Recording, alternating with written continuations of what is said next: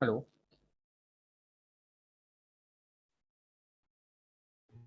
Good afternoon sir.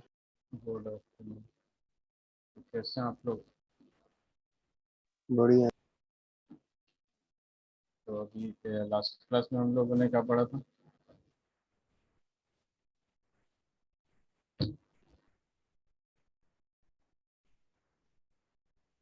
Sir आपने radius ratio तक बताया था, शुरू करवाया था रेडियस।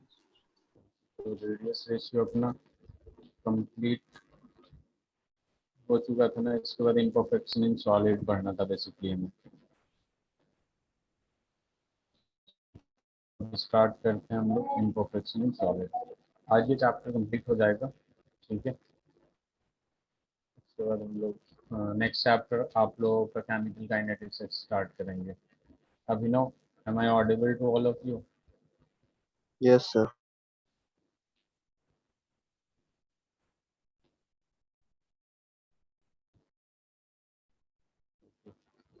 तो देखिए, इम्परफेक्शन इन सॉलिड की जब हम लोग बात करते हैं तो इम्परफेक्शन का मतलब किसी भी चीज़ में जो चीज़ परफेक्ट है वो इम्परफेक्ट हो जाए, लाइक कुछ ऐड हो जाए या फिर उसमें टूट जाए। अगर मान लीजिए अपना कपड़ा है, थोड़ा सा कट गया तो वो क्या हो जाएगा? इम्परफेक्ट हो जाएगा, ठीक है। तो अपने पास यहाँ पे जो सॉलिड है उसकी इम्परफेक्शन की बात होती है, इम्परफेक्शन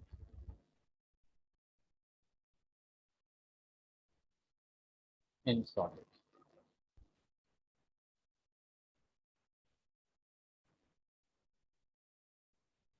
अब देखिए यहाँ इम्परफेक्शन इन सॉलिड तो क्या होता है, आप लोग आपने से कोई पढ़ के आया है ये? हेलो, सक्षम अफान। सर जैसे कोई मतलब अगर कोई एटम कोई खाली को मतलब कोई जगह खाली रह जाए फिर ज्यादा भर जाए। यहाँ पे ये इफेक्ट्स में आता है, ठीक है। ठीक है, इम्परफेक्ट क्या होता है? डिफेक्ट होता है और डिफेक्ट दो टाइप के होते हैं, ठीक है। यहाँ पे हम लिख सकते हैं there are two types of defect. Sir आपकी वॉइस लैग कर रही है। हाँ, थोड़ा सा आज हो सकता है लैग करे क्योंकि आज थोड़ा नेटवर्क डिस्टर्ब है। फिर भी कोशिश कर रहा हूँ आराम से बोलने की। There are two types of defects. Type के डिफेक्ट होते हैं, ठीक है। पहला जो होता है आपका पॉइंट डिफेक्ट। पहला क्या होता है आपका? पॉइंट डिफेक्ट, या फिर इसको हम एटॉमिक डिफेक्ट भी कहते हैं। क्या कहते हैं? एटॉमिक डिफेक्ट भी कहते हैं। और जो दूसरा है आपका वो होता है इलेक्ट्रॉनिक डिफेक्ट। क्या होता है? Electronic defect. ये दोनों पॉइंट लिख लीजिए आप लोग, पॉइंट डिफेक्ट से आगे चलते हुए।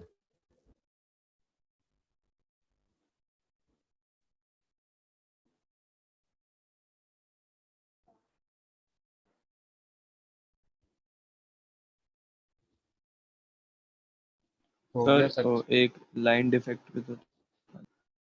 वो सब कवर अप हो जाएगा, don't worry. Yes sir done. ठीक। आपने एनसीईआरटी में पढ़ा है क्या लाइन डिफेक्ट? यस। ओके, चलिए यहाँ पे हम देखिए अपने पास क्या है।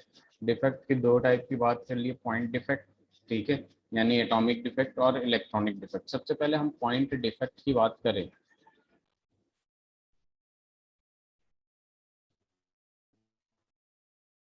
तो ये आपके तीन टाइप के होते हैं, ठीक है।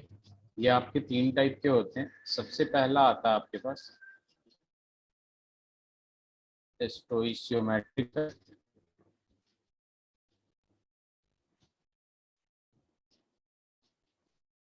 फिर आ जाता है आपके पास इम्प्योरिटी डिफेक्ट, और फिर अपने पास आ जाता है नॉन स्टोइशियोमेट्रिक डिफेक्ट।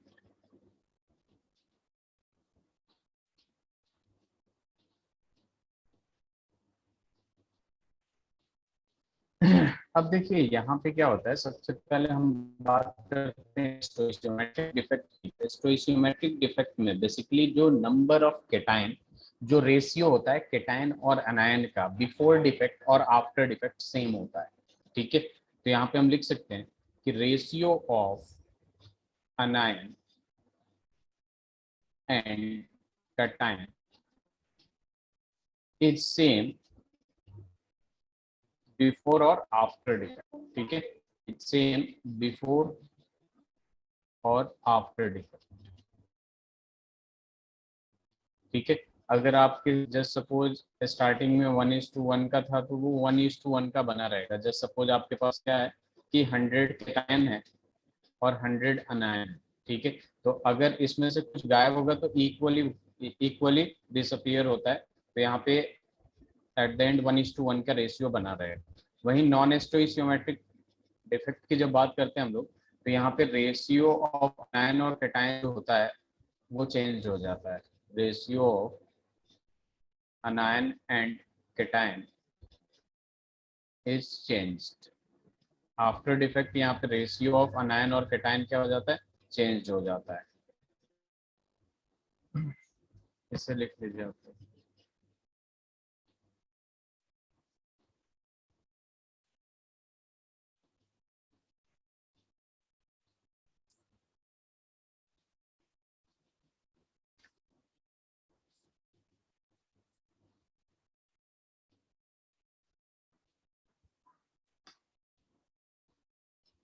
हो गया।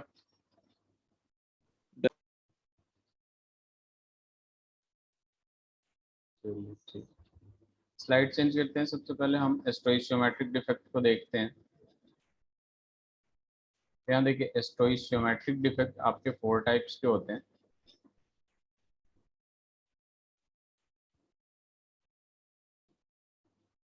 सबसे पहले आ जाता है आपका वैकेंसी डिफेक्ट, फिर आता है आपके पास इंटरस्टिशियल डिफेक्ट,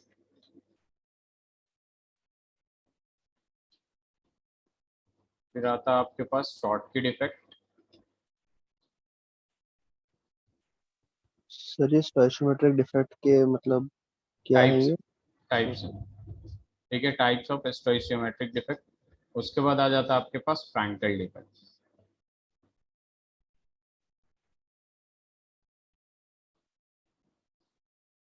ये पहले देखिए ये क्या है, स्टोइचियोमेट्रिक डिफेक्ट 4 टाइप्स के होते हैं। सर वैकेंसी थर्ड वाला डिफेक्ट, क्या है?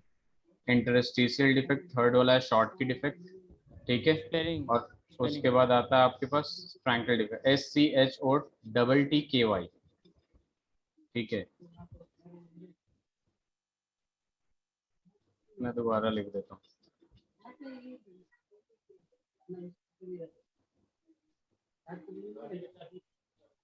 शॉर्ट की डिफेक्ट, ठीक है।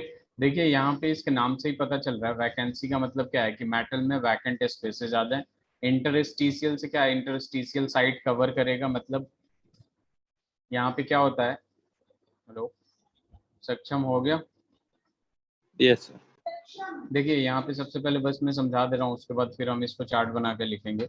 यहाँ पे एक अगर मान लीजिए कोई क्रिस्टल है, ठीक है, इसमें आपके एलिमेंट्स और मॉलिक्यूल्स और स्पीसीज ऐसे फील्ड अप है, ठीक है। इसमें कितना है, 2 4 6, और यहाँ पे भी मैंने टोटल 6 कर दिया। ये बिफोर डिफेक्ट है। आफ्टर डिफेक्ट क्या होगा, इसमें से इक्वली इसमें से गायब हो जाएगा। मान लीजिए 4 इधर हो गया और 4 इधर हो गया, ठीक है। तो यहाँ पे जो भी गायब होता है वो इक्वल नंबर में डिसअपियर होता है, क्योंकि यहाँ पे स्टोइचियोमेट्रिक डिफेक्ट में दोनों का रेशियो क्या होना चाहिए, इक्वल होना चाहिए, ठीक है। तो ये हो गया आपका वैकेंसी डिफेक्ट, मतलब वैकेंट कर देता है, स्पेस को खाली कर देता है, ठीक है। और इसमें अगर किसी चीज को वैकेंट कर देने का मतलब क्या होता है, निकाल देने का, कुछ पार्टिकल्स को निकाल दिया तो इसका डेंसिटी क्या हो जाएगा, डिक्रीज हो जाता है, ठीक है। वहीं पे इंटरस्टिशियल डिफेक्ट की जब बात करते हैं तो इंटरस्टिशियल डिफेक्ट में क्या होता है आपका कि यहाँ इंटरस्टिशियल साइड कवर करता है बेसिकली, मतलब जहाँ थोड़ा सा जगह स्पेस खाली रहता है तो इसके स्पीसीज जो होते हैं पार्टिकल्स वो खुद को वहां ले जाके एडजस्ट कर लेते हैं। 1 2 3 4 5 6, 6 है, मैंने 6 डाल दिया। यहाँ पे कितना है, 1 2 3 4, ये भी 6 है। तो यहाँ पे 1 2 3 4 5 हो जाएगा। और कोई एक एलिमेंट इसमें से एक जो पार्टिकल होगा वो कहीं और अपने आप को एडजस्ट कर लेगा, इसको कहेंगे हम इंटरस्टिशियल डिफेक्ट। और इसका डेंसिटी जो होगा वो सेम होगा, क्योंकि इसमें से ना कोई इंक्रीज कर रहा है पार्टिकल और ना ही कोई डिक्रीज कर रहा है। ये शॉर्ट के डिफेक्ट की बात करें, देखिए इन दोनों में डिफरेंस क्या होता है कि ये नॉन आयनिक सॉलिड में होता है, नॉन आयनिक सॉलिड में होता है। ये भी आपका क्या होता है, नॉन आयनिक सॉलिड में होता है। ठीक है, शॉर्ट की डिफेक्ट की बात करें तो शॉर्ट की डिफेक्ट जो होता है आपका सॉलिड आयनिक सॉलिड में होता है, आयनिक सॉलिड। और ये जो फ्रैंकल डिफेक्ट होता है ये भी किस में होता है आपका, आयनिक सॉलिड में होता है। बाकी इसमें सिमिलरिटी देखिए, जो वैकेंसी डिफेक्ट होता है सेम वैसा ही शॉर्ट की डिफेक्ट होता है। डिफरेंस इतना होता है कि ये आयनिक कंपाउंड में होता है और ये नॉन आयनिक कंपाउंड में होता है। और जो चीजें इंटरस्टिशियल डिफेक्ट में होता है वही फ्रैंकल डिफेक्ट में होता है, ये आयनिक कंपाउंड में होता है और ये नॉन आयनिक कंपाउंड में होता है इन सॉलिड स्टेट। ठीक है, तो इसको हम एक चार्ट बना के लिखेंगे, ये लिख लिया आप लोगों ने।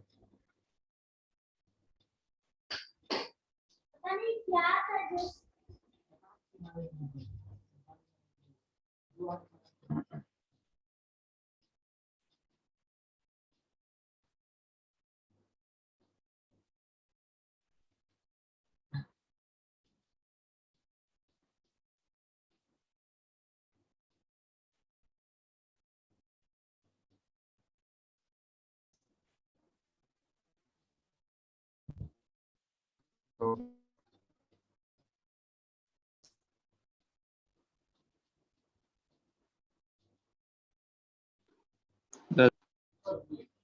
ओके, तो यहाँ पे चार्ट अभिनव आपका हो गया। Yes sir. फान सर ये सेकंड में डेंसिटी इंक्रीज होगा या फिर डिक्रीज होगा? डेंसिटी सेम होगा, अच्छा, क्योंकि इसमें इसी में रह जा रहा है ना, मतलब यहाँ से उठ के यहाँ चला गया बस। ये सर ट्रांसफर हो रहा है sir. Transfer in the same crystal हो गया।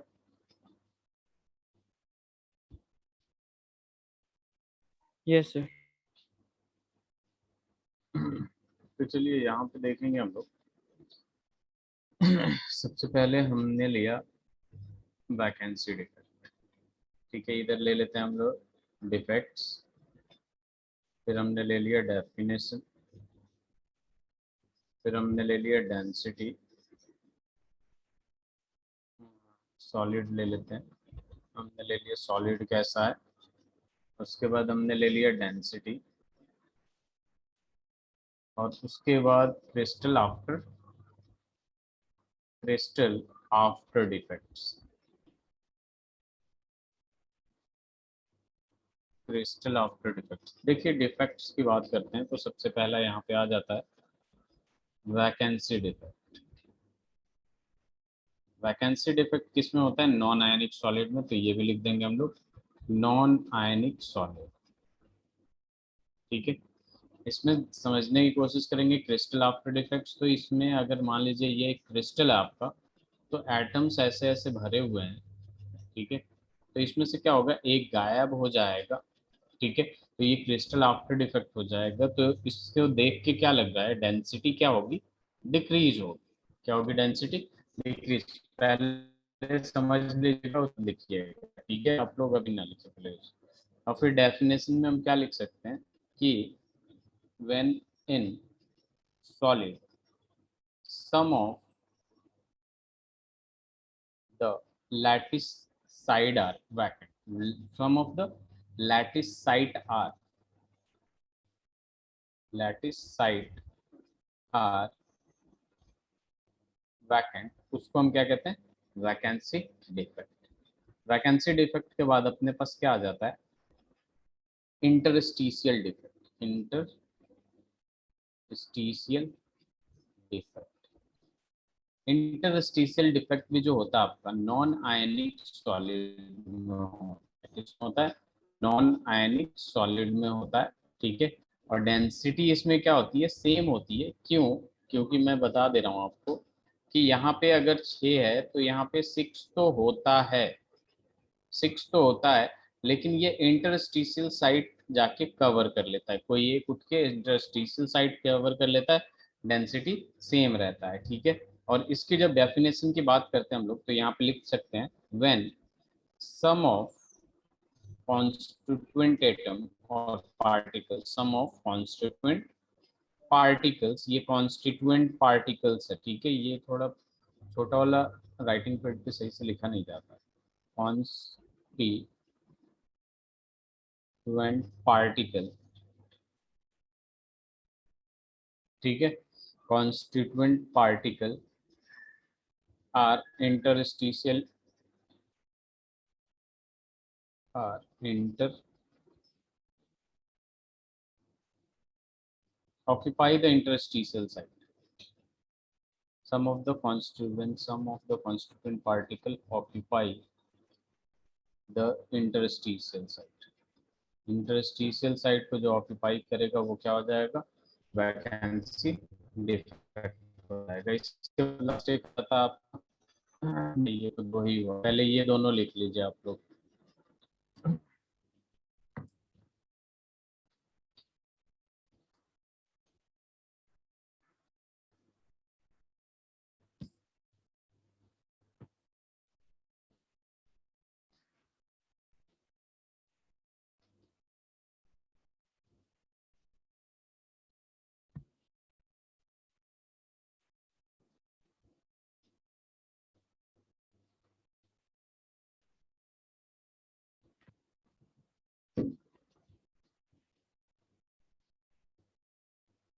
डन। डन। फन। ये सर हो गया। इसके बाद अपने पास क्या आता है आपको पता है, वैकेंसी ये हो गया, तो अपने पास आ जाएगा शॉर्ट की डिफेक्ट, ठीक है। अब देखिए शॉर्ट की डिफेक्ट में यहाँ पे नाम शॉर्ट डिफेक्ट लिखेंगे। शॉर्ट डिफेक्ट में यहाँ डेफिनेशन, उसके बाद सॉलिड, सॉलिड मैंने बता रखा था कि ये दोनों जो नीचे होते हैं वो आयनिक सॉलिड में होते हैं, ठीक है। तो ये आयनिक सॉलिड हो जाएगा। और मैंने ये भी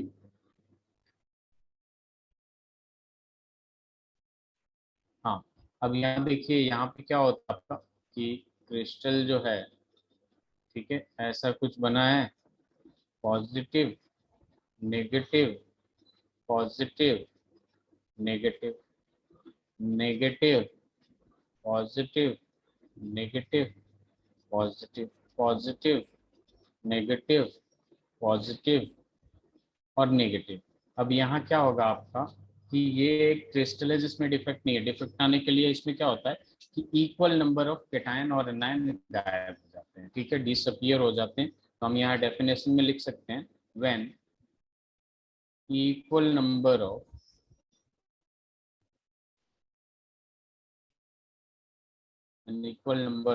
cation and anion removed from crystal site, removed from crystal site, उसको शॉर्ट की डिफेक्ट कहते हैं। और जब इसमें डिक्रीज हो रहा है कैटायन एनायन, तो डेंसिटी भी क्या होगी, डिक्रीज होगी। सर ये साइट का मीनिंग क्या होगा? क्रिस्टल साइट मतलब ये बहुत सारी है, यहाँ से इसको साइट कह देंगे, ये लैटिस साइट, इसको हटा दिया, ये एक साइट हो गया, उसमें से कहीं से भी रिमूव कर देंगे वो उसको क्या कह देंगे, क्रिस्टल लैटिस, ठीक है, ओके सर। क्रिस्टल साइट, ठीक है, पार्टिकुलर रीजन कह सकते हैं एक तरह से। शॉर्ट की के बाद क्या आ जाएगा आपके पास, फ्रैंकल डिफेक्ट। अब देखिए फ्रैंकल डिफेक्ट में आपको पता है कि ये किसमें होता है, आयनिक सॉलिड में होता है। और इसमें क्या होता है, इंटरस्टिशियल साइड कवर करता है बेसिकली। तो यहाँ पे हम इसमें लिख सकते हैं कि when one cation and anion of interstitial side, इसमें आयनिक हो जाता है तो कैटायन और इंटरस्टिशियल साइड इन लैटिस, ठीक। अब इसमें देख लीजिए आपके पास क्या होगा कि मान लीजिए आप ये ऐसा कुछ है, ठीक है, यहाँ पे है आपके पास positive negative, positive negative, negative positive, negative positive, positive negative, positive negative, ठीक है। अब यहाँ पे क्या होगा कि कोई केटाइन यहाँ आना है, खुद को क्या करेगा यहाँ से चेंज करके, जैसे मान लीजिए जनरली क्या होता है केटाइन छोटे होते हैं तो ये अपना इंटरस्टिशियल साइट कवर करते हैं, ठीक है। कहाँ कवर करेंगे, जैसे मान लीजिए यहाँ आ गया, वहां से उठ के यहाँ पॉजिटिव आ गया, ठीक है। तो इसको कह देंगे हम फ्रैंकल डिफेक्ट, और यहाँ पे जो डेंसिटी होगी वो क्या हो जाएगी आपकी, डिक्रीज हो जाएगी, ठीक है। क्या हो जाएगी, डिक्रीज हो जाएगी।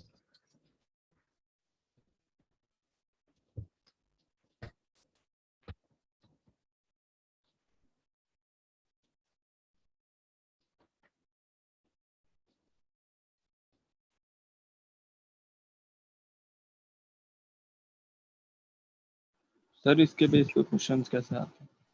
नहीं अभी कराता हूँ, बहुत आसान सवाल आता है। डन। डन। सबका हो गया, ठीक। तो बस इतना ध्यान में रखिएगा, बहुत आसान क्वेश्चन आता है, मैंने बता रखा है पहले भी। इस चैप्टर पे जो भी सवाल आते हैं बहुत आसान आते हैं, ठीक है। अब आप सवाल देखिएगा इस पे। जो सबसे गंदा कैलकुलेशन वाला है ना, मतलब गंदा क्या, कैलकुलेशन कैलकुलेशन होता है डेंसिटी पे। आपने खुद देखा होगा क्यूब वगैरह करना या क्यूब रूट करना इज क्वाइट टफ, ठीक है। फिर multiply divide with decimal number, तो आप लोगों को थोड़ा वो लगता होगा। देखिए सबसे पहले मैं एक सवाल कराने जा रहा हूँ आप लोगों को, कि आप लोगों ने शायद पहले किया है या नहीं याद नहीं है मुझे। फॉर्मूला ऑफ निकल oxide with metal deficiency, with metal deficiency defect in its crystal in Ni 0.98 हो। ये Ni है और 0.98, अगर मैं सही से दोबारा लिखता हूँ, ठीक है। यहाँ पे क्या आपके पास Ni और 0.98 हो। The crystal contains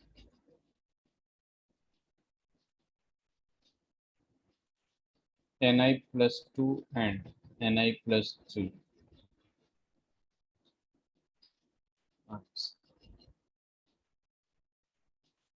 मैंने ये क्वेश्चन करवाया था क्या आप लोगों के बैच में, the fraction of no sir. Metal.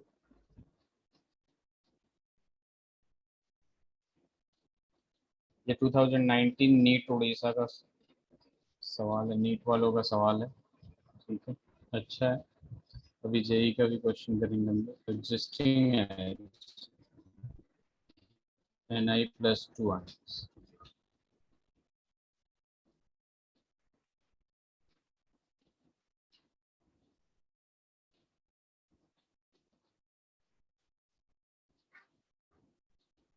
the crystal 0.96, 0.04, 0.50,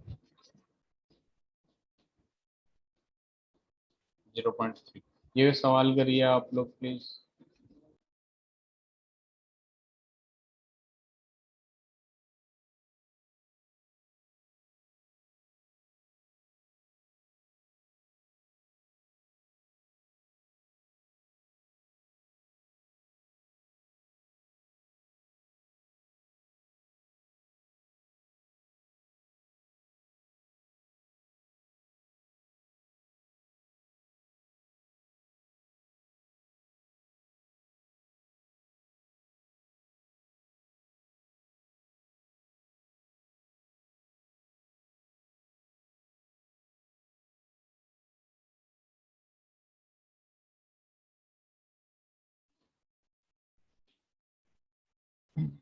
और भी बहुत सारे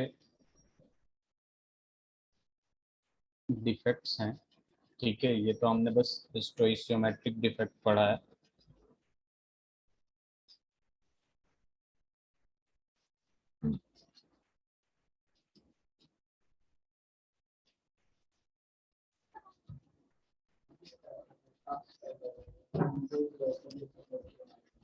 हम्म।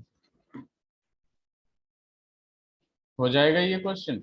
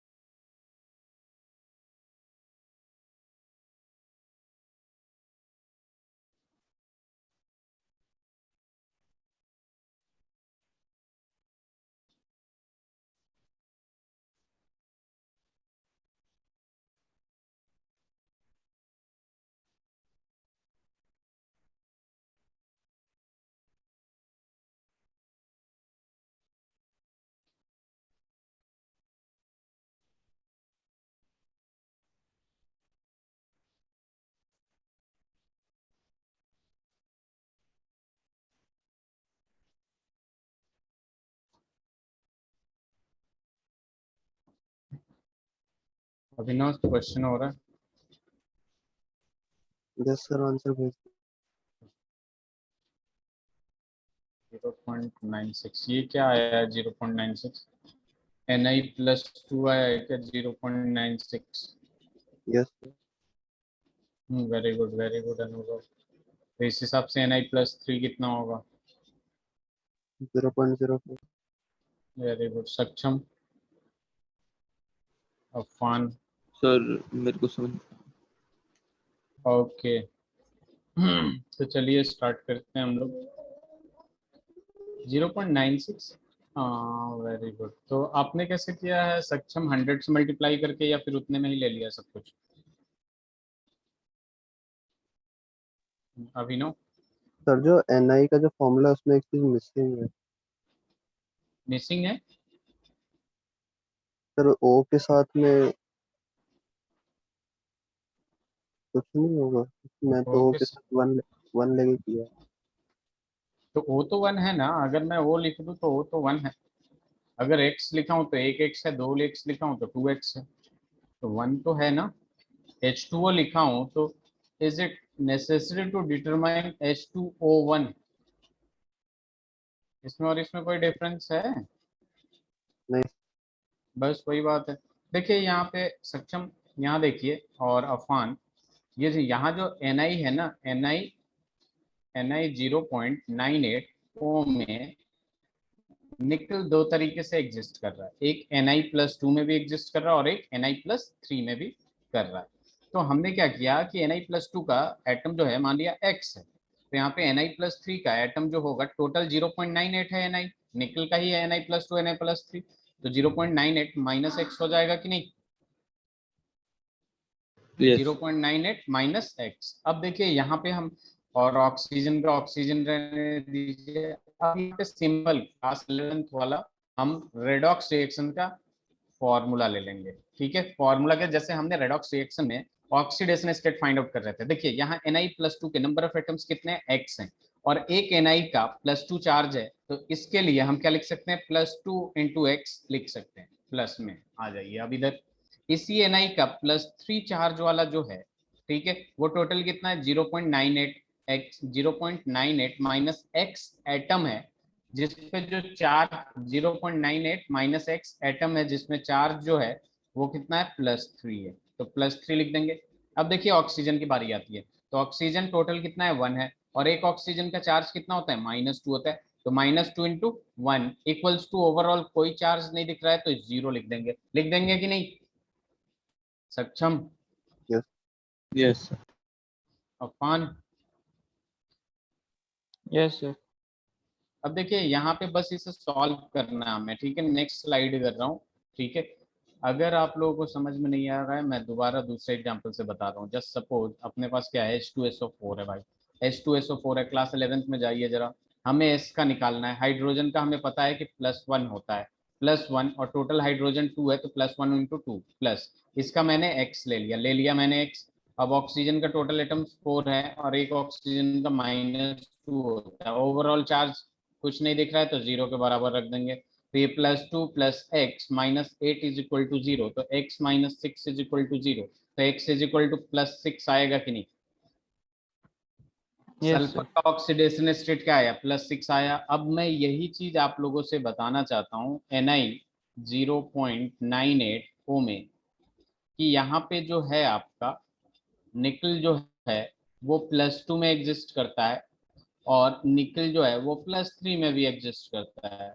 तो ये जो +2 वाला है आपका, +2 वाला है, इसको मैंने x ले लिया, टोटल 0.98 है, तो ये कितना हो जाएगा 0.98 माइनस x एटम।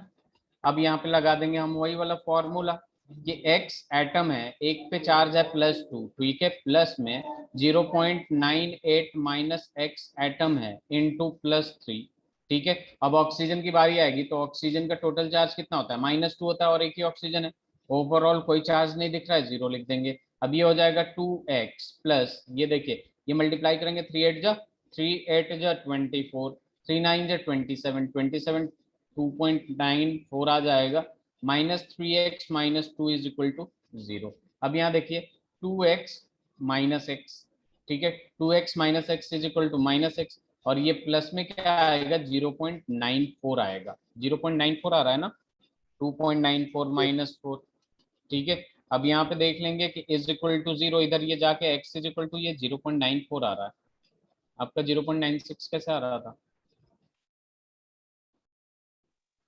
सर बाद में वो भी तो होगा डिवाइड। कितने से डिवाइड करेंगे। सर जितना मतलब टोटल निकल का है अच्छा 0.9। हाँ, यहाँ फ्रैक्शन पूछना है ना, हाँ तो फ्रैक्शन के लिए हम डिवाइड करके आंसर लगा लेंगे। फ्रैक्शन के लिए डिवाइड किस किस से करेंगे हम, क्वेश्चन क्या दे रखा था, 0.98 से कर देंगे। 0. 98। अच्छा फ्रैक्शन परसेंटेज नहीं पूछा था, फ्रैक्शन पूछा 0.94 डिवाइडेड बाई 0.98, यस सर। तो इसको डिवाइड करके देखिए जरा कितना आ रहा है। आप लोगों को समझ में आया सक्षम। Yes sir. Yes, sir. Okay very good, आगे बढ़े। यस। यस।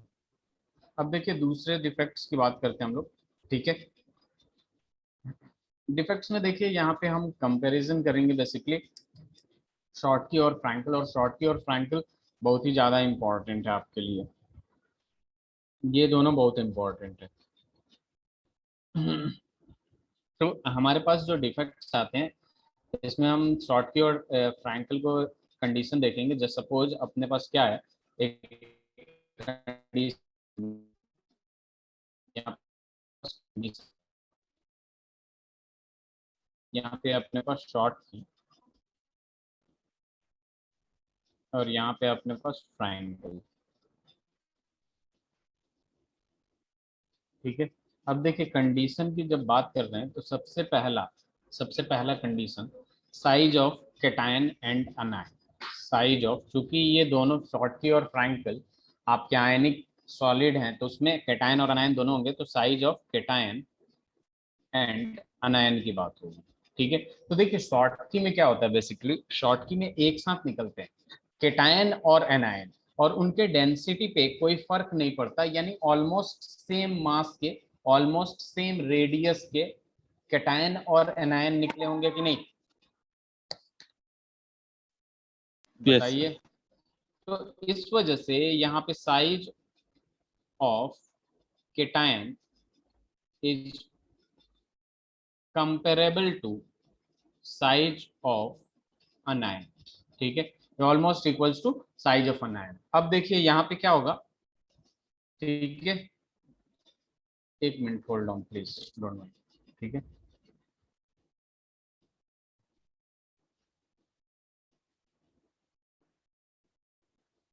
अब देखिए यहाँ पे क्या होगा, फ्रैंकल डिफेक्ट में क्या होता है, बेसिकली एक चीज निकल के उसी के इंटरस्टिशियल साइट को कवर करता है, ठीक है। अगर मान लीजिए आपके पास बहुत सारे छोटे छोटे बॉल हैं, तो इंटरस्टिशियल साइट कौन कवर करेगा, जो छोटा होगा। इंटरस्टिशियल साइट का मतलब यही हो गया कि देखिए यहाँ पे बहुत सारे लड्डू आपने सजा रखा है, ठीक है, बहुत सारे लड्डू आपने सजा रखा है, ठीक है। तो इसमें ऐसे ऐसे लड्डू सजा रखा है आपने, तो ये जो स्पेसेस छोटे छोटे बच रहे हैं, जैसे यहाँ पे हो जाएगा, जैसे यहाँ पे हो जाएगा, तो यहाँ बहुत ही छोटा कोई चीज आएगा तभी तो कवर करेगा। Yes yes sir. और हमें पता है कि size of cation is always, size of cation जो होता है वो क्या होता है, छोटा होता है, ऑलवेज स्मॉलर देन एनायन, होता है कि नहीं। यस अगर एक पीरियड में बात करें तो अब देख लीजिए यहाँ पे, तो यहाँ पे जो साइज ऑफ अनायन होगा वो क्या होगा आपका, greater greater than size of cation होगा। पहले समझ लीजिएगा उसके बाद लिखिएगा प्लीज। ये समझ में आया कि नहीं अफान, नहीं सर। नहीं समझ आया, ओके। कोऑर्डिनेशन नंबर इधर देखिए जरा, ये पहला वाला पॉइंट समझ में आया या अफान, ये वाला शॉर्ट की वाला समझ में आया। Yes sir. और ये वाला देखिए फ्रैंकल डिफेक्ट में क्या करता है, इसमें आपने देखा कि यहाँ पे चीजें जो हैं फ्रैंकल डिफेक्ट में, इसमें क्या ये इंटरस्टिशियल साइट कवर कर रहा है, मतलब कोई जगह वैकेंट रह गया है, थोड़ा सा स्पेस रह गया, वहां जाके लग रहा है, लग रहा है कि नहीं। Yes sir. अब आपको ये पता है कि नहीं, आपने क्लास 11th में पीरियोडिक टेबल में ये पढ़ा है कि नहीं कि size of cation is smaller than size of अनायन। Yes sir. तो जो इंटरस्टिशियल साइट कवर करेगा बेसिकली वो अनायन होगा या कैटायन होगा, बताइए। कैटायन। कैटायन होगा, तो कैटायन मस्ट बी स्मॉल तभी तो इंटरस्टिशियल साइट कवर कर रहा है। Yes sir. ठीक तो है बस सर। वही तो लिखा हूं मैं कि size of अनायन greater greater than size of cation, ठीक है। हेलो। Okay sir. अब देखिए यहाँ पे क्या आ रहा है, कोऑर्डिनेशन नंबर पहले समझ लीजिए उसके बाद लिखिएगा आप लोग। अगर मेरा size of अनायन, size of cation जो है बेसिकली, साइज ऑफ कैटायन, ये बस समझाने के लिए अभी लिख रहा हूँ, ठीक है।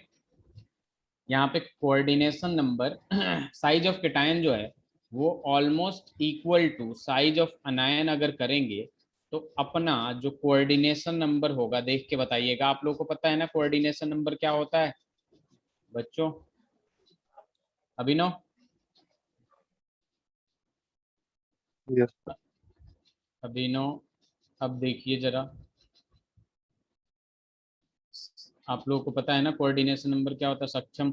अब देखिए यहाँ पे अगर साइज ऑफ कैटायन छोटा ले लिया हमने, रेडियस रेशियो में जैसे ले रहे थे, तो यहाँ पे अनायन जो होंगे बेसिकली वो कम आएंगे, और यहाँ सराउंडिंग एटम जो है बेसिकली कहाँ ज्यादा आ रहा है, यहाँ ज्यादा आ रहा है कि नहीं। हेलो। Yes sir. मेरे कहने का मतलब ये है कि मैंने रेडियस रेशियो में भी आप लोगों को बताया था कि साइज ऑफ कैटायन जितना बड़ा होगा कोऑर्डिनेशन नंबर उतना बड़ा होगा, मतलब कि सराउंडिंग एटम्स जो होंगे उतने ज्यादा होंगे, और साइज ऑफ कैटायन जितना छोटा होगा सराउंडिंग एटम्स या फिर कोऑर्डिनेशन नंबर जो होगा वो कम होगा कि नहीं। Yes Afan, sir. Yes sir. वही यस वही बताने की कोशिश कर रहा हूं मैं, आपको दिखाने की कोशिश कर रहा हूं कि ये साइज ऑफ कैटायन और एनायन जब कंपेरेबल था तो सराउंडिंग एटम्स जो टचिंग एटम्स है, जो कोऑर्डिनेशन नंबर है, कोऑर्डिनेशन नंबर जो है वो क्या है, हाई है। और जबकि हमारा कैटायन का साइज छोटा है तो कोऑर्डिनेशन नंबर जो है वो क्या है, लो है कि नहीं, कोऑर्डिनेशन नंबर कम है कि नहीं। ये पहले यस भी सर। रेडियस रेशियो में भी हम लोग पढ़े थे कि नहीं, लो है। समझ आया। अब देखिए थर्ड वाला एग्जाम्पल की बात कर रहे हैं, एग्जाम्पल में देखिए क्या आ जाता है, यहाँ पे जो शॉर्ट की डिफेक्ट शो करता है NaCl, Ca, CsCl, और फिर आ जाता है आपका KCl, ठीक है। यहाँ पे एग्जाम्पल की बात करते हैं तो AgCl, ZnS, ये सारे क्या शो करते हैं, फ्रैंकल डिफेक्ट। और यहाँ पे most important example AgBr which shows Frenkel defect as well as Schottky defect, and this is an exception जिसके बारे में हमेशा पूछता है। AgBr, AgBr is a compound which shows Frankel as well as Schottky defect, ठीक है। Yes sir. Okay. Sir जी। Sir ये जो हमारा जो ये कंडीशंस है ये सिर्फ उन्हीं पे वैलिड होगी जो मतलब जो एटम डिफेक्ट शो कर रहे हैं फ्रैंकल उसमें। हाँ, फ्रैंकल और शॉर्ट की डिफेक्ट कर रहे हैं, बेसिकली शॉर्ट की और फ्रैंकल पे ही बात कर रहे हैं हम, तो उसी के लिए कर रहे हैं।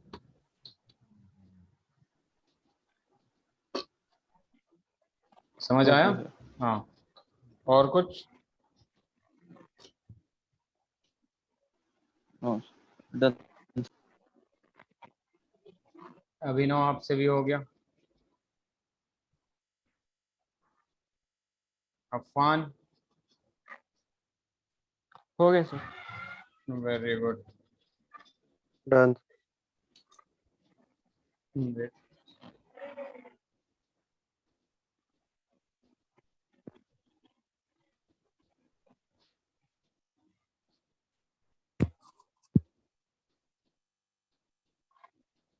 चलिए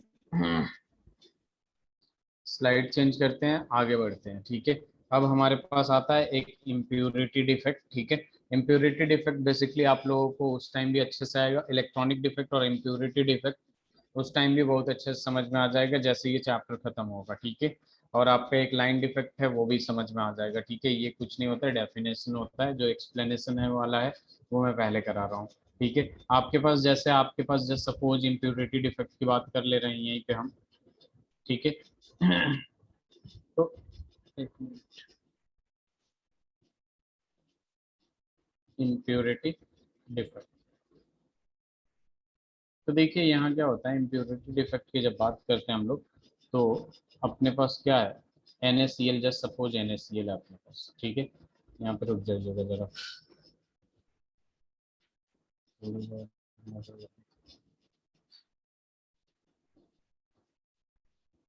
अब यहाँ पे फिल करता हूँ मैं। यहाँ पे ये है Na+Cl-। ठीक है, Na+Cl-। ठीक है, सिमिलरली Cl-, Na+,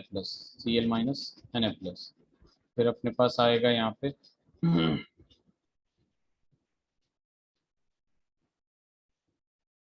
यहाँ पे Na+Cl-, Na+Cl-,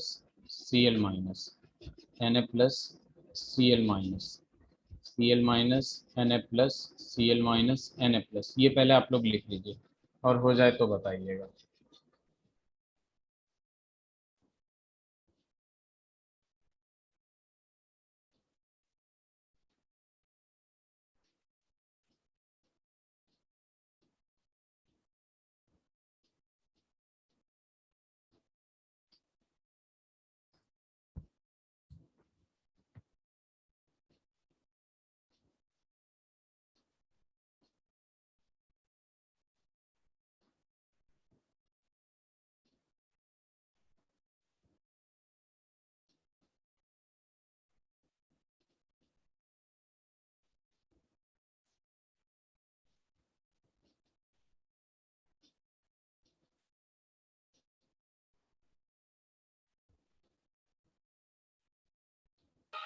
हो गया सर। डन। सेक्शन, हाँ।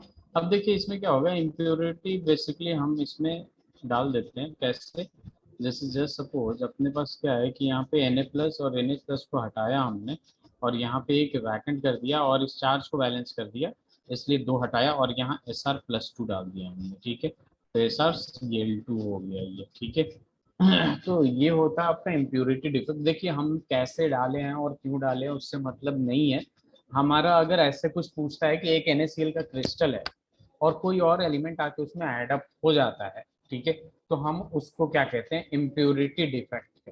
क्या कहते हैं, इम्प्योरिटी डिफेक्ट। क्लियर है? यस। चलिए स्लाइड चेंज करते हैं अभिनव।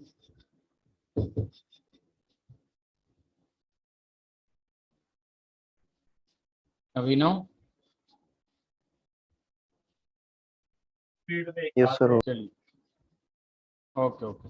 चलिए अब अपने पास आते हैं नॉन स्टोइशियोमेट्रिक डिफेक्ट। नॉन स्टोइशियोमेट्रिक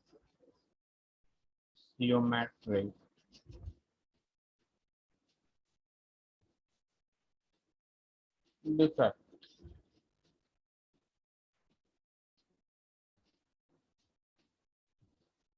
तो यहाँ देखिए नॉन स्टोइचियोमेट्रिक डिफेक्ट की जब बात करते हैं तो हमने पहले ही बता दिया कि जो रेशियो ऑफ अनायन और केटायन, ठीक है, चेंज हो जाते हैं फ्रॉम देयर आइडियल कंपाउंड, ठीक है। तो यहाँ पे लिख सकते हैं ratio of अनायन and cation, अनायन and cation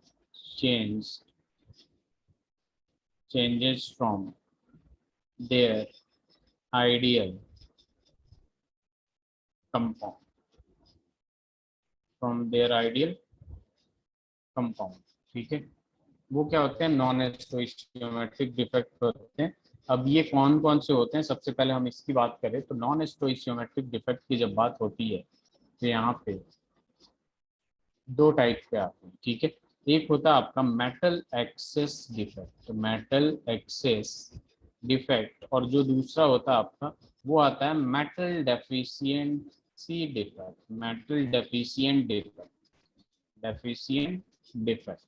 और जो मेटल एक्सेस डिफेक्ट होता है आपका, ये आपके दो टाइप का होता है, ठीक है। मेटल वैकेंसी डिफेक्ट, ठीक है, वैकेंसी, और दूसरा जो होता है इंटरस्टिशियल, इंटरस्टिशियल, ठीक है। ये due to cationic interstitial, cation की वजह से इंटरस्टिशियल बनता है, और यहाँ पे क्या होता है ड्यू टू अनायनिक वैकेंसीज, ठीक है, ड्यू टू अनायनिक वैकेंसीज और due to cationic interstitial metal excess is of two types. Clear है? ये आप लोग लिख लें, इसके बाद बताएं, हो गया।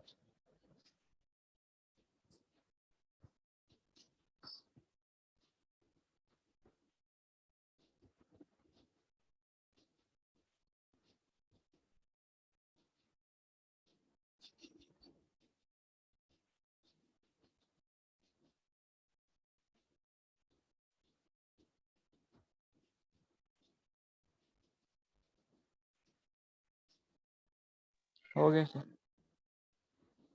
चलिए स्लाइड चेंज करूं। सर दूसरा वाला मेटल डेफिशिएंट है। हाँ मेटल डेफिशिएंट, अच्छा हाँ ये जी डेफिशिएंट लिख दिया, किसने वैसे ही लिख दिया जैसा लिखा हूँ मैं, डेफिशिएंट डिफेक्ट है, मेटल एक्सेस डिफेक्ट और मैस। वेरी गुड सक्षम।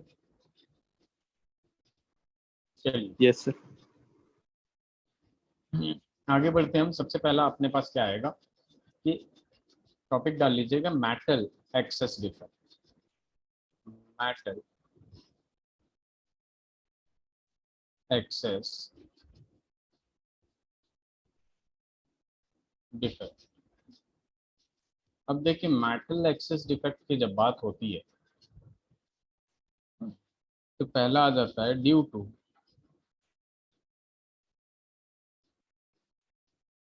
अनायनिक वैकेंसीज, ठीक है, ड्यू टू अनायनिक वैकेंसीज। इसके नाम से क्या पता चल रहा है, देखिए सबसे पहला टॉप वाला नाम पढ़ेंगे तो मेटल एक्सेस डिफेक्ट, मतलब मेटल किस में होना चाहिए, सक्षम, अफान, अभिनव। मेटल एक्सेस डिफेक्ट का मतलब क्या हुआ, कि मेटल बहुत ज्यादा प्रेजेंट है। हाँ मेटल ज्यादा कैसे हो सकता है, या तो नॉन मेटल को निकाल दे या फिर खुद का नंबर बढ़ा ले, मेटल ज्यादा। ऐसे ही तो हो सकता है ना। जैसे आपको अगर टॉप करना है तो या तो आप खुद से पढ़ के टॉप करो या फिर सबको कम नंबर दिला दो, तो भी तो टॉप कर सकते हैं ना। तो यहाँ पे वही हो रहा है ड्यू टू अनायनिक वैकेंसीज, यानी मेटल का मतलब, मेटल क्या होता है, हमेशा पॉजिटिव होता है कि नहीं, कैटायन होता है कि नहीं, यस सर। मेटल कैटायन होता है, ठीक है। तो यानी बेसिकली नॉन मेटल को यहाँ पे निकालना होगा, ठीक है। अब देखिए ये निकलता कैसे है, जैसे मान लीजिए अपने पास एक क्रिस्टल है, NaCl का क्रिस्टल है,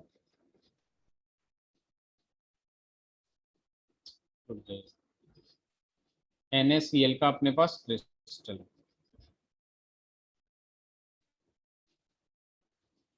ये अपने पास NaCl का क्रिस्टल।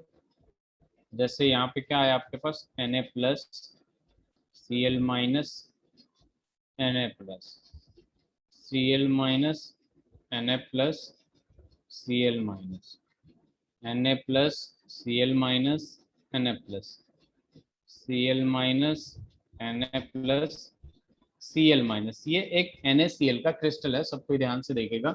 ठीक है, अब हमने इसमें क्या किया कि sodium in vapour, Na in vapour phase में, वेपर स्टेट में मैंने इससे पास कराया। क्या किया, मैंने इससे पास कराया। फिलहाल ये वाइट है, क्या है ये, वाइट है। जब ये पास हुआ, ठीक है, तो यहाँ क्या देखा जाता है,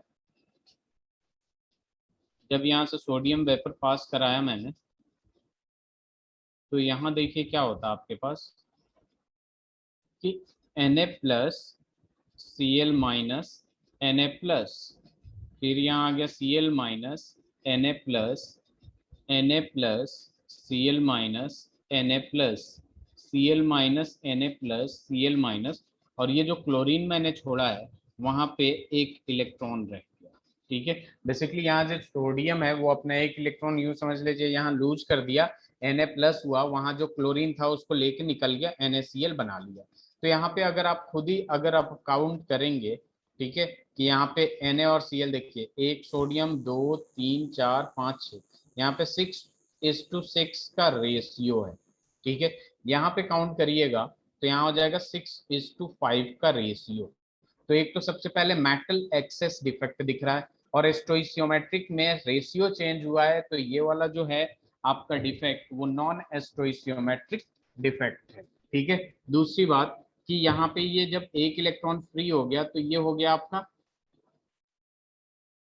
पैरामैग्नेटिक। तीसरी बात, इस इलेक्ट्रॉन को हम क्या कहते हैं, एफ सेंटर कहते हैं, फार्ब सेंटर भी कहते हैं, इसका पूरा नाम अजीब सा है, फार्ब सेंटर, फार्ब सेंटर भी कहते हैं, या फार्ब सेंटर कुछ करके है। ठीक है, फार्ब तो ये होता है आपका एफ सेंटर, पैरामैग्नेटिक होता है। ठीक है, एक इलेक्ट्रॉन फ्री होने की वजह से इसकी जो इलेक्ट्रिकल कंडक्टिविटी है बेसिकली वो इंक्रीज कर जाता है। इलेक्ट्रिकल कंडक्टिविटी जो है वो क्या होता है, इंक्रीजेस। ठीक है, और अब जो है कलर जो हो जाता है इसका वो येलो हो जाता है। क्यों, क्या हो जाता है, येलो कलर हो जाता है।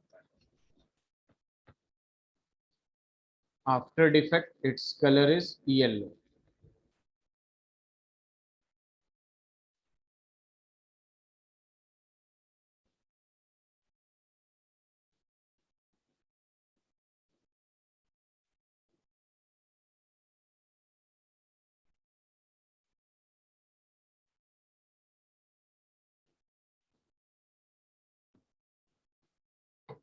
डन।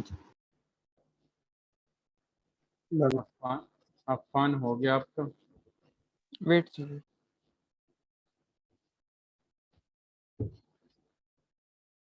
अच्छा, ये बात बताइए सक्षम अभिनव सभी लोग कि कंपाउंड्स में कलर क्यों आते हैं, जैसे पहले वाइट था अब क्या हुआ कि येलो हो गया, what is the main reason colour in compound क्यों होता है।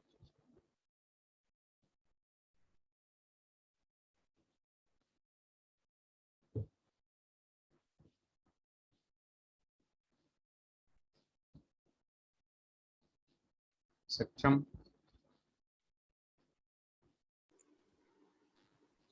सर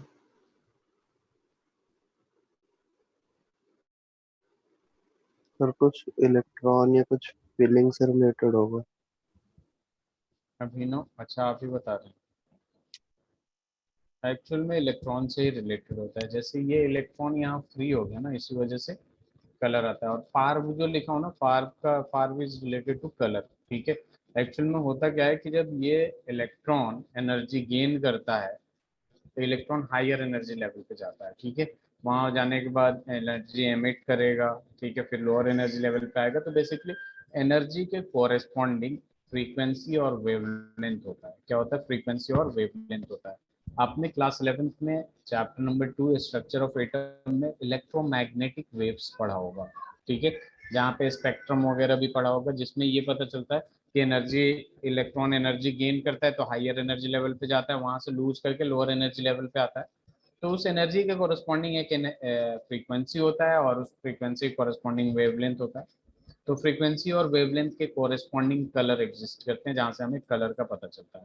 तो यहाँ पे पहले वाले क्रिस्टल में बेसिकली जहाँ नॉन डिफेक्ट है, डिफेक्टिव नहीं है, वहाँ कोई इलेक्ट्रॉन फ्री नहीं था जिसकी वजह से ये वाइट था, लेकिन जब ये सोडियम वेपर पास कराया हमने तो एक इलेक्ट्रॉन फ्री आ जाता है, जिसमें क्या होता है आपका, जिसकी वजह से इसमें ये येलो हो जाता है। समझ आया? Yes sir. चलिए स्लाइड चेंज कर रहा हूँ, मैं आगे बढ़ रहा हूँ। ये हो गया ड्यू टू कैटायनिक वैकेंसीज। अब आएगा अपने पास due to anionic cationic interstitial. दूसरा जो है ड्यू टू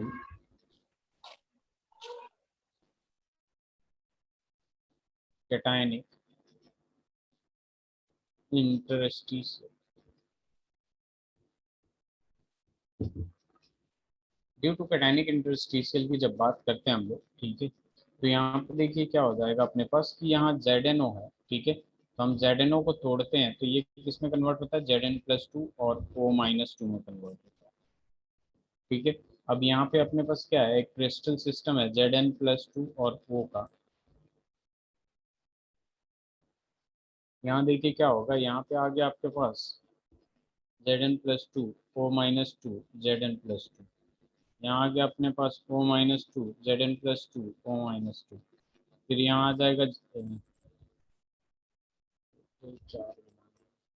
फिर यहाँ आ गया अपने पास Zn+2 O-2 Zn+2, फिर यहाँ आ गया अपने पास O-2 Zn+2 O-2, ठीक है। अब देखिए इसमें क्या होगा कि यहाँ पे 6:6 का रेशियो होगा दोनों का दोनों, ठीक है। अब यहाँ पे क्या हो रहा है, due to cationic interstitial, due to cationic interstitial, तो यहाँ पे बेसिकली होता ये है कि Zn+2 O-2 Zn+2 O-2, ठीक है, O-2 Zn+2 O-2 Zn+2 Zn+2 O-2 Zn+2 O-2, यहाँ पे O-2 Zn+2 O-2 Zn+2, ठीक है। अब यहाँ पे क्या होता है बेसिकली, यहाँ पे एक Zn यहाँ से अगर इससे पास कराएं, कैसे आया कैसे नहीं उससे मतलब नहीं है। यहाँ पे क्या होता है कि एक Zn+2 इंक्रीज कर जाता है, यहाँ पे आ जाता है आपके पास एक Zn+2, ठीक है। और इसके चार्ज को बैलेंस करने के इलेक्ट्रॉन इलेक्ट्रॉन आ जाएगा, यहाँ पे हो जाएगा ये 7:6 के रेशियो, ठीक है। जस्ट पास कराएं एक Zn+2 वहाँ चला गया, उसको हम क्या देंगे कि Zn चूंकि छोटा होता है, कैटायन है और छोटे होता है साइज में, तो due to cationic interstitial metal is in excess, metal excess defect.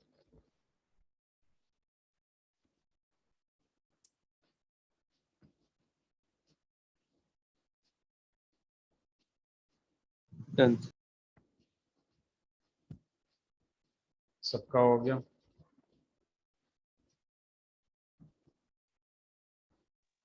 Yes sir. चलिए स्लाइड चेंज कर रहा हूँ। अब अपने पास क्या आता है, एक अपने पास आ जाता है मेटल डेफिशिएंसी डिफेक्ट, जिसकी बात किया था हम लोगों ने, मेटल डेफिशिएंट या डेफिशिएंसी डिफेक्ट।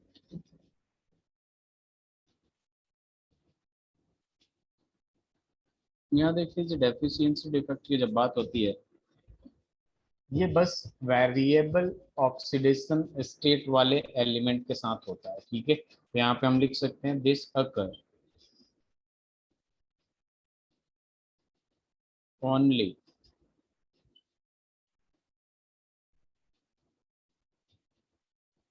इन वेरिएबल ऑक्सीडेशन स्टेट, या फिर ऐसे लिख सकते हैं, इंग्लिश थोड़ा अजीब सा हो गया इसका, तो हम ऐसे लिख सकते हैं कि दिस अकर ओनली, या दिस अकर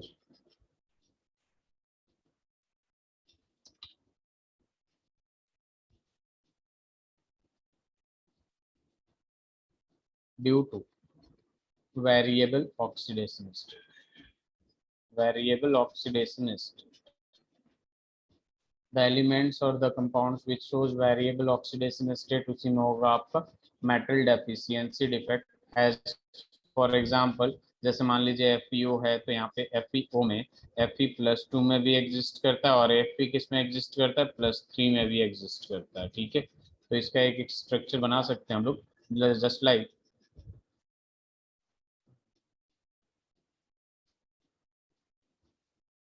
अपने पास क्या है, Fe+2 है, O-2 है, Fe+2 है, O-2, Fe+2, O-2, Fe+2, O-2, Fe+2।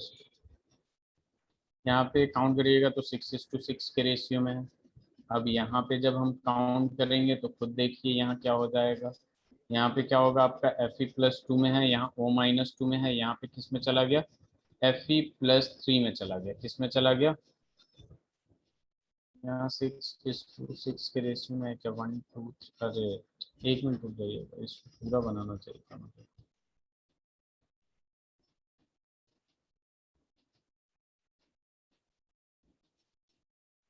एक मिनट रुक जाइएगा।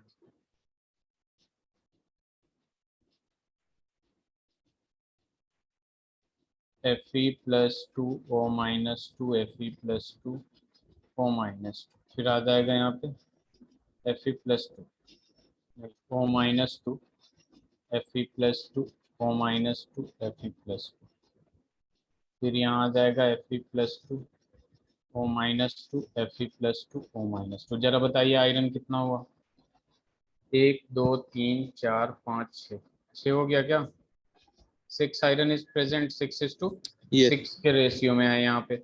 अब यहाँ भी वही कर देंगे हम, बस एक आध इंक्रीज डिक्रीज करके रख देंगे उसका ऑक्सीडेशन स्टेट।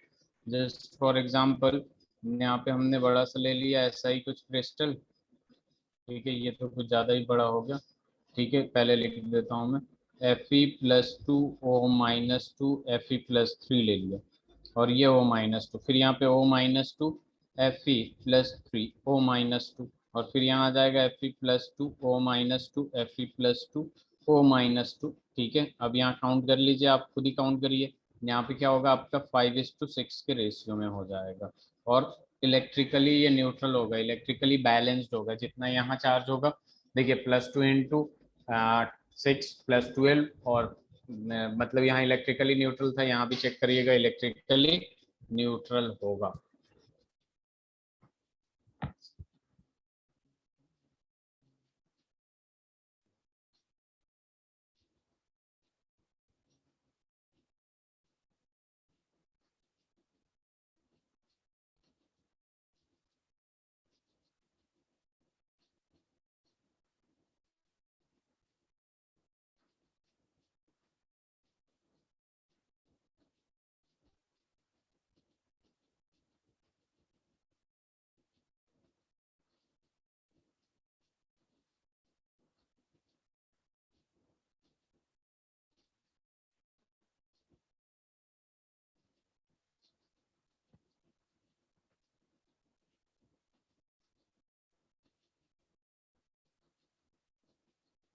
हो गया,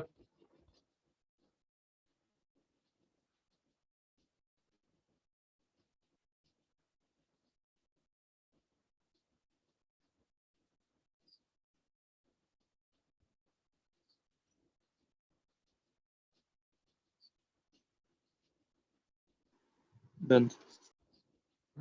वेरी गुड।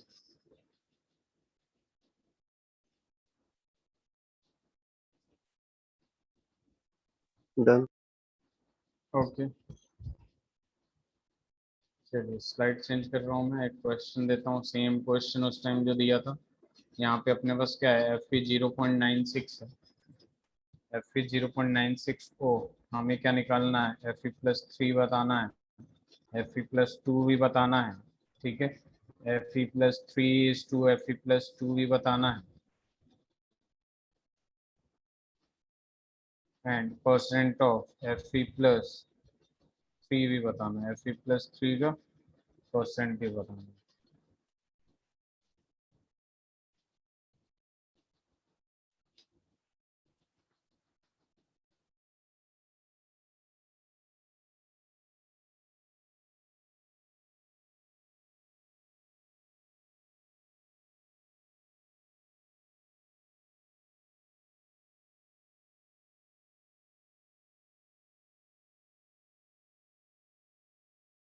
सर ये निकल वाले क्वेश्चन कितना करना है ना? जी कुछ कह रहे हैं आप? सर जैसे निकल वाला था वैसे ही करना है ना इसको? सेम सेम, हाँ सेम। Fe+3 बताना, Fe+2 बताना।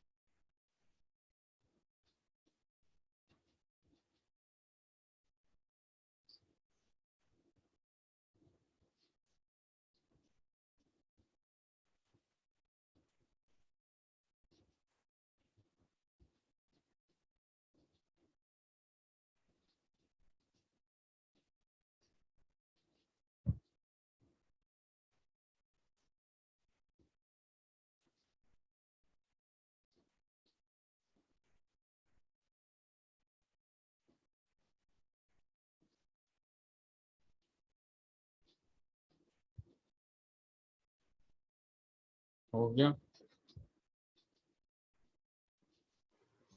सर चैट में भेजिए।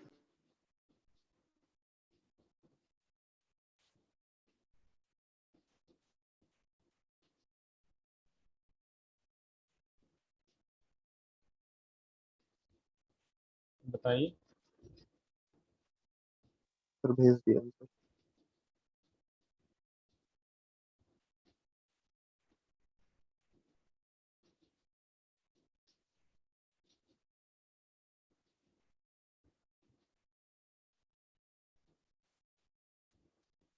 Very good.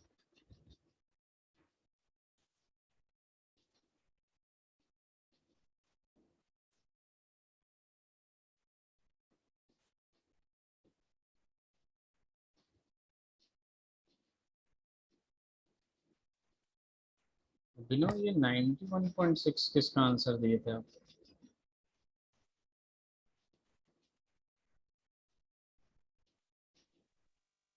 अच्छा सर मैंने उसकी भेज दी है Fe+2। अच्छा, वो तो गलत है।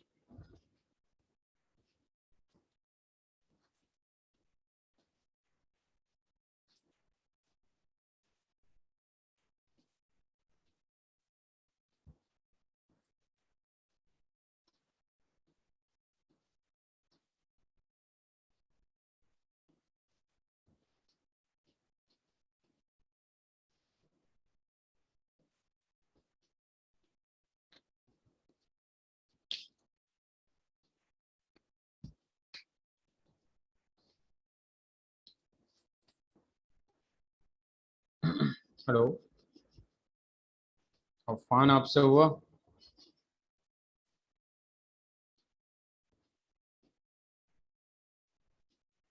सर भेज दिए चैट में, एक बार चेक करो। No sir. यस सर हो गया, मैं भेज दिया। चलिए मैं बताता हूँ। Very good। तो यहाँ करना क्या है, कुछ नहीं। यहाँ पे Fe 0.96 दे रखा है। अफान देखिए जरा, इसमें पता है कि यहाँ पे जो आयरन है वो दो पार्ट में डिवाइड रह रहा है, मतलब दो पार्ट में रह रहा है, ठीक है। एक तो आपका Fe+2 में रह रहा है और दूसरा एग्जिस्ट करता है Fe+3 में। क्लियर है? Fe+2 और Fe+3 में एग्जिस्ट करता है। अगर जस्ट सपोज Fe+2 का x एटम है तो इसका कितना होगा? 0.96 माइनस एक्स, क्योंकि Fe किस में है? दो पार्ट में है, ठीक है। Fe+2 टोटल Fe कितना है? 0.96, जिसमें से Fe+2 x में हो गया तो Fe+3 दिस मच, ठीक है। ऑक्सीजन का पता ही है। अब इसमें हम लगाएंगे ऑक्सीडेशन स्टेट वाला फॉर्मूला, ठीक है। x नंबर ऑफ एटम है Fe का, तो x इंटू इसका ऑक्सीडेशन स्टेट +2, तो हमने डाल दिया +2, ठीक है। और प्लस में यहाँ पे Fe+3 का कितना है? 0.96 माइनस एक्स इंटू कितना हो जाएगा? +2, ठीक है। और ऑक्सीजन का कितना होता है? -2 इक्वल्स टू ओवरऑल चार्ज +3 है 0, तो 0। ओवरऑल चार्ज 3 है। सर, वो क्या कह रहे हैं? +3 होगा ना, 0.96 माइनस एक्स के साथ। अच्छा हाँ, ओके सॉरी। हाँ यहाँ पे क्या हो जाएगा आपका 3 हो जाएगा, क्योंकि इसका ऑक्सीडेशन स्टेट कितना है 3 है। अब बस इसे सॉल्व कर लेंगे हम। यहाँ पे आ जाएगा 2x प्लस 3 6 जा 18 3 9 जा 27 28, तो 2.88 minus 3x minus 2 equals to 0। ठीक है, अब यहाँ पे माइनस एक्स और प्लस में 0.88, यानी x इज इक्वल टू आपको दिख गया 0.88। क्या होगा एफ ई प्लस टू होगा। बहुत सारे ऑप्शन में दे रखा होगा आप लोग का। चलिए एफ ई प्लस टू हो गया। ठीक है ऐसे ही अगर आपको एफ ई प्लस थ्री निकालना है तो 9.96 से माइनस कर देंगे तो 0.08 आ जाएगा। ठीक है, आ जाएगा कि नहीं। अब परसेंटेज निकालना है तो 0. इसका परसेंटेज निकालना है तो इसका 0.08 डिवाइडेड बाई टोटल कितना है 0.96 इंटू 100 कर देंगे, परसेंटेज निकल जाएगा। ठीक है, सिमिलरली ये इस टू ये निकालना है तो 0.08 डिवाइडेड बाई 0.88 कर सकते हैं कि नहीं। यस। ठीक है, कभी कभी पहले ये लिख लीजिए आप लोग सही से। Afan yes sir. हो गया, हाँ हो गया। स्लाइड चेंज कर दूं। Yes sir. अब देखिए कभी कभी ना सक्षम त्रिपाठी जी ये देखिए एफ इज 0.96 को ऐसे दे रखा है, तो इसको मैंने क्या किया ना, कभी कभी मैं ऐसे सॉल्व करता हूँ। 100 से मल्टीप्लाई कर दिया, ये हो गया। कर सकते हैं, दोनों में 100 से मल्टीप्लाई कर दिया। हाँ अब सर। मैंने बोला कि एफ ई जो है वो प्लस टू में एक्स एग्जिस्ट करता है, तो एफ ई प्लस थ्री जो है टोटल 96 है, ये एक्स एग्जिस्ट करता है तो 96 माइनस एक्स हो जाएगा। ठीक है, अब इसमें क्या करते हैं हम लोग, बस वही चीज करेंगे, plus two into x plus, ठीक है, 3 इंटू 96 माइनस एक्स। ठीक है, और प्लस -2, क्योंकि ऑक्सीजन का -2 होता है, इंटू 100 इक्वल्स टू 0। अब यहाँ देख लेंगे कि 2x प्लस 3 6 जा 18 3 9 जा 27 288 आएगा। 28। ठीक है, -3x और माइनस का 200 इक्वल्स टू 0। अब मैंने क्या किया, इन दोनों को इधर लाया, ये -x हो जाएगा, इधर आके ये +2 -88 होगा, तो x इज इक्वल टू कितना आता है 88। यानी एफ ई प्लस टू कभी कभी आपके ऑप्शन में 0.88 की जगह 88 दिया रहेगा, तो हम ऐसे निकाल सकते हैं, 100 से मल्टीप्लाई कर सकते हैं।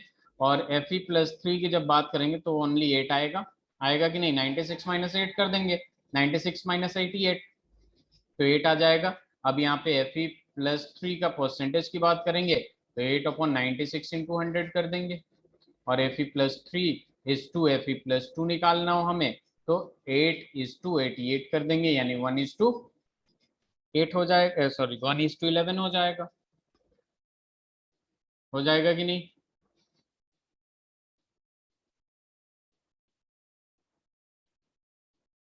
बताइए। Yes sir. तो ये चीजें हो जाती हैं, बहुत आसान है। चलिए स्लाइड चेंज करते हैं, थोड़े से डिफेक्ट्स पे क्वेश्चन करते हैं जो कि बहुत आसान होते हैं। जैसे क्वेश्चन में क्या कहता है, the appearance of colour in solid alkali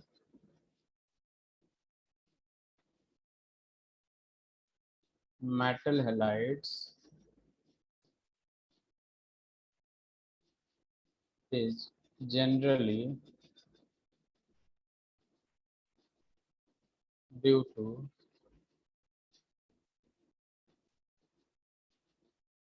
interstitial positions। B जो है आपका एफ सेंटर्स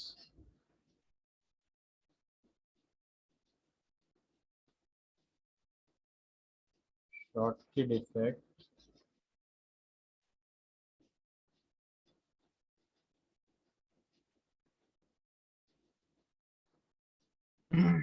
फ्रैंकल डिफेक्ट।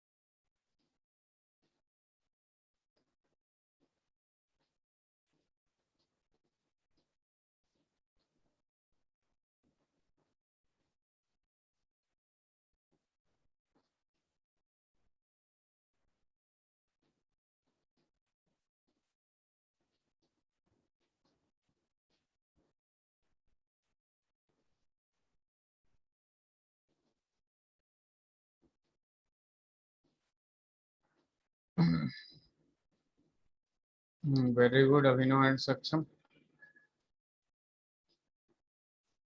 पहले वाले का आंसर कलर इन कंपाउंड क्यों होता है? ड्यू टू एब्सेंट फार्व सेंटर, और फार्व जेंडर करके होता है इसका नाम। ठीक है, जिसका मतलब क्या होता है? कलर। और दूसरा सवाल है, देख लीजिए इसे।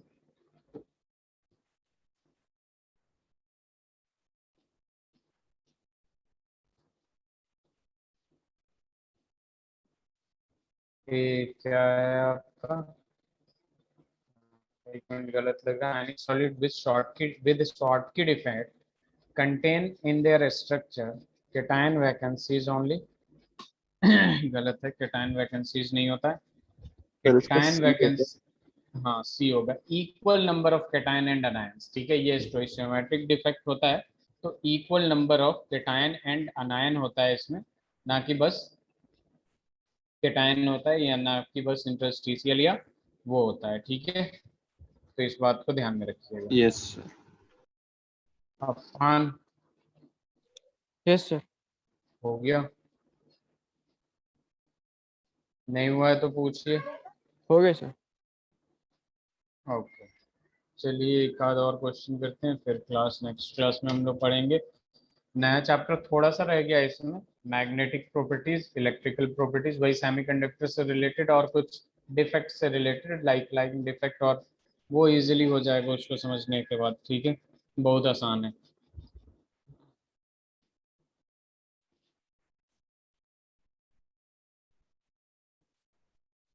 इस क्वेश्चन को कर लीजिए, फिर हम आगे बढ़ेंगे नेक्स्ट क्लास में, नया चैप्टर शुरू सर करेंगे। हाँ, सर फ्रैंकल इफेक्ट में डेंसिटी डिक्रीज क्यों करती है?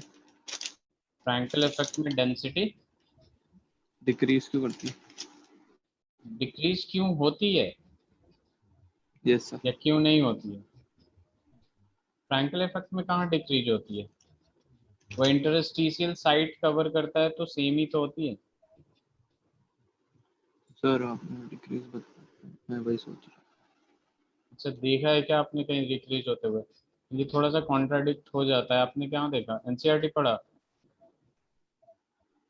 नहीं सर, वो मैं कह रहा था आपने अभी डिक्रीज बताया था ना, तो मैं वही सोच रहा था डिक्रीज क्यों बताया। नहीं नहीं, फ्रैंकल डिफेक्ट में डिक्रीज, रुकिए, नहीं होती है, अभी मैं दिखाता हूँ।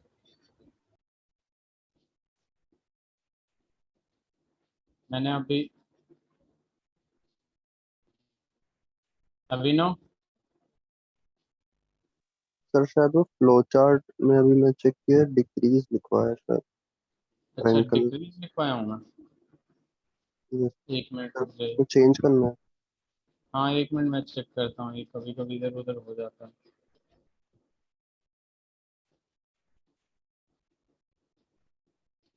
वेट, फ्लो चार्ट, ओहो, यहाँ डिक्रीजेस नहीं, सेम होगा। देखिए एक चीज हमेशा ध्यान में रखिए कि ये जो होता है आपका वैकेंसी, ये नॉन आयनिक सॉलिड में होता है, और जो शॉर्ट की होता है वो आयनिक सॉलिड में, दोनों सेम होते हैं। और ये इंटरस्टिशियल डिफेक्ट और आपका फ्रैंकल डिफेक्ट दोनों सेम होता है। फर्क कितना होता है, ये आयनिक सॉलिड में होता है और वो नॉन आयनिक सॉलिड में होता है। ठीक है, तो ये सेम इसलिए होता है क्योंकि इसका क्रिस्टल यहाँ जो था वही उठ के कहाँ आया है, ये आया है। तो डिक्रीज होने का कोई मतलब नहीं बनता है। ठीक है, ये गलती से लिख दिया था मैं। Yes sir. ठीक, ये क्वेश्चन लिख लीजिए आप लोग। नेक्स्ट क्लास में हम लोग मुश्किल से ज़्यादा टाइम नहीं लेंगे, इस चैप्टर में ख़त्म करके केमिकल काइनेटिक्स शुरू करते हैं। ठीक है, और एनसीईआरटी आप लोग पूरा करिए, सबसे पहला प्रेफरेंस। फिर आप लोगों के पास जो असाइनमेंट जाता है उसको करिए पूरा। फिर आप लोग प्रीवियस ईयर्स जेई मेंस और एडवांस, पहले एमएनसी करिए, अगर एडवांस हो तो एडवांस भी कर सकते हैं, प्रीवियस ईयर्स करिए। ठीक है, ये दोनों करने के बाद देखिए इसमें से कितना हो रहा है आप लोगों से। समझ आ रही है बात? Okay sir. तो मिलते हैं हम लोग नेक्स्ट क्लास में, मतलब कल ही मिलेंगे हम लोग तो। यस। ठीक है, चलिए ठीक है फिर, thank thank you so much.